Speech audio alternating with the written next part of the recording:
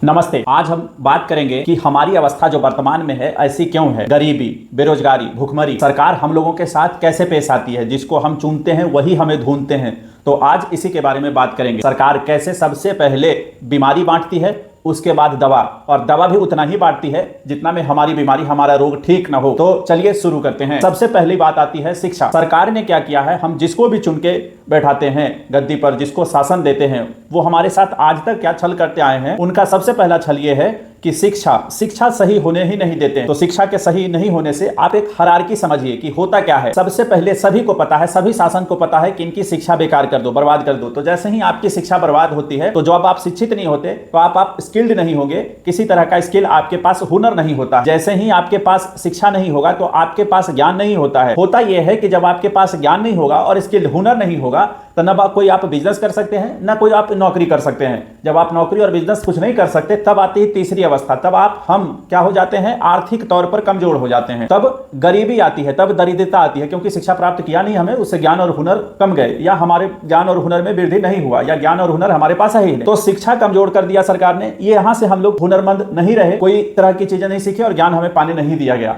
अब तीसरी चीज सरकार की अब एंट्री होती है। जैसे ही हम शिक्षा की वजह से बेरोजगार रह गए, गरीब रह गए, तब सरकारें अपना स्कीम लेके आ जाती है। वही स्कीम जो हम लोगों के बस ऐसे समझिए कि बलि का बकरा बनना की शुरुआत हो जा रहा है। हम छोटे छोटे स्कीम के चक्कर में फिर से बंट जाते हैं। सरकार को पता है कि अब आप गरीब हो गए हैं, तब वो स्कीम लेके आती है, जन कल्याणकारी योजनाएं, पेंशन लेके आती है, राशन लेके आती है, कराशन लेके आती है, मिड डे मील वगैरह लेके आती है। सबसे पहला सवाल यह है कि इन चीजों का जरूरत ही क्यों पड़ गया कि हमें मिड डे मील की आवश्यकता होने लगी। हमें खाने के लिए भी अगर सरकार पर निर्भर रहना हो, राशन के लिए भी सरकार के ऊपर निर्भर रहना हो, हमें बाकी चीजों के लिए, स्वास्थ्य के लिए भी सरकार पर निर्भर रहना हो, तो इसमें दोषी कौन है? ये मानसिकता हम लोगों के अंदर से निकालना, इसके सबसे पहले दोषी सरकार है। हम लोग भी दोषी हैं क्योंकि हम उन्हें चुनते हैं, लेकिन सबसे पहला दोषी जो भी शासन व्यवस्था में है, जिन्हें हमने चुन के भेजा है, वो लोग सबसे ज्यादा दोषी हैं। इस बात को समझिए कि हमारे साथ खेल क्या हो रहा है। हमें अशिक्षित रह के हमें बेरोजगार कर दिया जाता है, और बिना कोई पैसे कमाने लायक हमें छोड़ा नहीं जाता है, हम अनस्किल्ड हो जाते हैं। और शिक्षा में भी वही शिक्षा दी जाती है ताकि जिससे रोजगार उत्पन्न होने की संभावना ही कम से कम हो जाए। अब जो बात है, पहला तो शिक्षा, विद्यार्थियों के साथ, ये शुरू के नौजवान के साथ, नए लोग जब नया जीवन लोग शुरू करते हैं, नया लोग जन्म जब लेते हैं और बाद में शुरुआत होती है, तो शिक्षा बर्बाद करके कर दिया जाता है। यही सेम चीज किसानों के साथ किया जाता है। सबसे पहले किसानों के साथ धोखा यह किया जाता है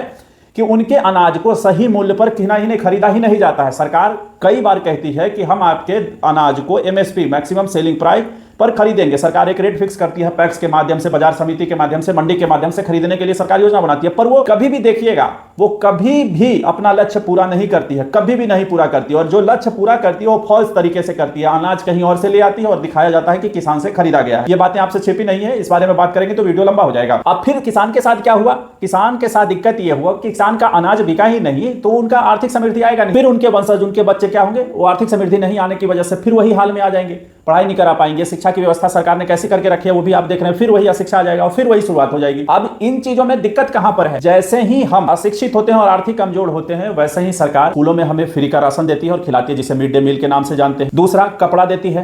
तीसरा, साइकिल देती है। चौथा, इसके बाद आ जाइए, किसानों के लिए अनुदान देती है, किसानों के लिए कई तरह के छोटी मोटी राशियां देती है। समस्या इसका नहीं है कोई राशि दे रहे हैं, समस्या इस बात का है कि इस राशि का जरूरत हमको क्यों पड़ गया। हम खुद अपना भोजन क्यों नहीं कर सकते? कभी आपने सोचा है कि ये जो भोजन है, हमें 400 रुपया के पेंशन की जरूरत ही क्यों पड़ गई? हमें रोजगार क्यों नहीं मिला? अगर हमें रोजगार मिल जाती, शिक्षा मिल जाता, तो ये 400 रुपये की पेंशन की जरूरत पड़ती नहीं। क्या हमको रोजगार मिल जाता, आर्थिक समृद्धि आती, तो क्या 1 रुपये और 2 रुपये किलो वाला PDS जन वितरण प्रणाली से और डीलर से अनाज खरीदने का जरूरत पड़ता? नहीं पड़ता। क्या हमें रोजगार मिल जाता तो हमारे बच्चों को मिड डे मील, मध्याह्न भोजन स्कूल में सड़ा हुआ जाके भोजन करना पड़ता? नहीं करना पड़ता। आप एक बात बताएं, हमें कैसे बांटा? एक बार जैसे ही हम दरिद्रता में फंसते हैं, फिर आते हैं जाति की राजनीति करने वाले नेता, और वो हमें बताते हैं कि आप इससे पीछे रह गए, उस तरह पीछे रह गए, हम इस जाति के हैं, वो उस जाति का है। इन समस्याओं में हमें पड़वा के हो क्या रहा है? मूल सवाल से हमें भटका दिया जा रहा है। और मूल सवाल यह है कि हम अभी बेरोजगार हैं, तो ऐसा क्यों है? हम अपनी नौकरी क्यों नहीं कर रहे हैं? हम शिक्षा में अशिक्षित हैं, कम शिक्षा प्राप्त की, इसका कारण कौन है? सरकारी स्कूल को जो शिक्षा है उसकी व्यवस्था कौन ठीक करेगा? तो 2 मूल चीज याद रखिए, पहला शिक्षा बर्बाद करके, और दूसरा किसानों से उसकी अन्न फसल सही दामों पर न खरीद करके आपको अनंत कमजोर, आर्थिक तौर पर कमजोर रखा जाता है। आर्थिक तौर पर कमजोर होने से दरिद्रता आती है, और उस दरिद्रता के वजह से सारा राजनीतिक फायदा हम लोग आपस में जात व बिरादरी में बंटने लगते हैं। कोई आके कुछ बोलता है, कोई कुछ बोलता है। इतना ही नहीं, इस तरह के बाद भी सरकारों ने क्या किया है, शिक्षा में जातिवाद कैसे लाया। आप कभी सोचा है कि जात के नाम पर स्कॉलरशिप मिलता है, जबकि स्कॉलरशिप का मतलब होता है छात्रवृत्ति और मेगा छात्रवृत्ति। जो लोग अच्छे पढ़ने में तो उसको कास्ट देख के क्यों देना, कोई अगड़ी से कोई पिछड़ी से, किसी को देना है, किसी को नहीं, कोई पिछड़ी है तो देना है। यहां फिर से हमें जातिवाद के अंदर डाल दिया जाता है। ऐसी व्यवस्था करनी ही क्यों पड़ी कि हमें जात के नाम से स्कॉलरशिप लेना पड़ रहा है। ऐसा व्यवस्था क्यों नहीं किया गया कि हमारे बच्चे खूब अच्छे पढ़ते और अपनी प्रतिभा के लिए, अच्छे रिसर्च के लिए, अच्छी हायर एजुकेशन के लिए उनको स्कॉलरशिप मिलता, जात के नाम पर नहीं मिलता। आप हम देखिए कि हमें बांटने के लिए क्या किया जा रहा है, कभी यादव छात्रावास, कभी फलना छात्रावास, कभी आदिवासी छात्रावास, कभी पिछड़ा छात्रावास, कभी दलित। हम कहते हैं शिक्षा में आप एक बार सोचिए कि सारे हम सब फॉरवर्ड के लोगों के साथ क्यों नहीं पढ़ सकते और फॉरवर्ड बैकवर्ड के लोगों के साथ क्यों नहीं पढ़ सकते। ये कथित फॉरवर्ड बैकवर्ड जो करके रखा है, ऐसा करने की जरूरत ही क्यों पड़ गई। जो खुद को फॉरवर्ड, राजपूत, भूमियार, ब्राह्मण कहते हैं, जो खुद को लाला कहते हैं, इनके साथ बैकवर्ड के बच्चे क्यों नहीं पढ़ेंगे। या फिर ये जो अपने आप को कर रहे हैं, ये बैकवर्ड के साथ पासवान, भूमियार, दुसाध वगैरह लोगों, कुर्मी के वगैरह के साथ क्यों नहीं पढ़ेंगे, क्यों नहीं पढ़ेंगे बाकी मुसहर बाकी लोगों के साथ। ये जो कथित आप जातियां बना के रखे हैं, ऐसा क्या जरूरत पड़ गया कि इन और हम एक दूसरे के साथ नहीं पढ़ सकते। आप अलग अलग छात्रावास और यहां भी बांट रहे हैं शिक्षा के नाम पर। तो हमें मूल रूप से यह समझना चाहिए कि हमारे साथ समस्या क्या है।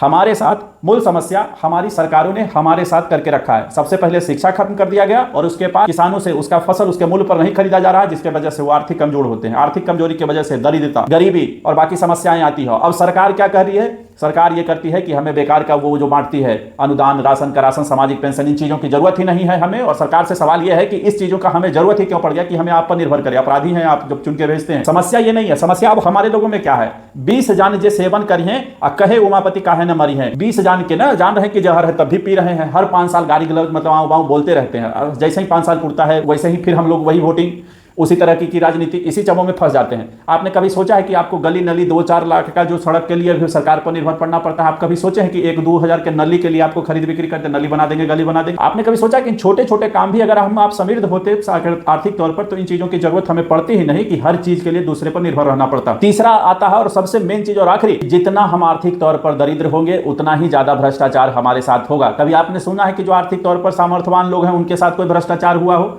उनके साथ किसी ने गुंडागर्दी की हो, उनके साथ किसी ने घूस घास और लंद फंद गाली गलौज किया हो।